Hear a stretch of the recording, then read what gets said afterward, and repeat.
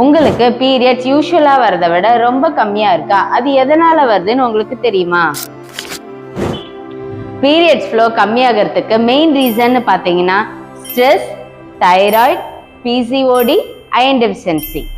இன்னைக்கு இருக்க யங்ஸ்டர்ஸ் பார்த்தீங்கன்னா டயட் இருக்கேன்ற பேர்ல வந்துட்டு ரொம்ப கம்மியா சாப்பிட்றது, இன்டர்மீடியேட் ஃபாஸ்டிங் அப்படின்ற பேர்ல வந்துட்டு அதை தப்பா ஃபாலோ பண்றது, அது மட்டும் இல்லாம ரொம்ப லோ பாடி வெயிட்டா இருக்கவங்களுக்கும் இந்த பீரியட்ஸ் ஃப்ளோ வந்துட்டு ரொம்ப கம்மியா இருக்கும்.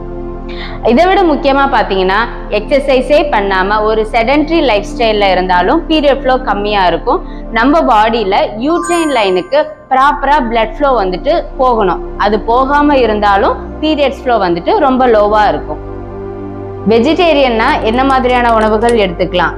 பீட்ரூட், பொமக்ரானட், ஃபிளாக்ஸீட், கருப்பு எள்ளு, ஜிஞ்சர் இதெல்லாம் எடுக்கும்போது பீரியட்ஸ் ஃப்ளோ நார்மலா இருக்கும்.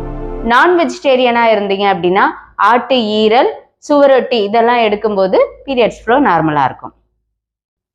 For more information, check the caption below. உங்க ஃபேமிலியில இருக்க பெண்களுக்கு இந்த மாதிரியான மாதவிடாய் ப்ராப்ளம் இருந்துச்சு அப்படின்னா இந்த வீடியோவை மறக்காம ஷேர் பண்ணுங்க.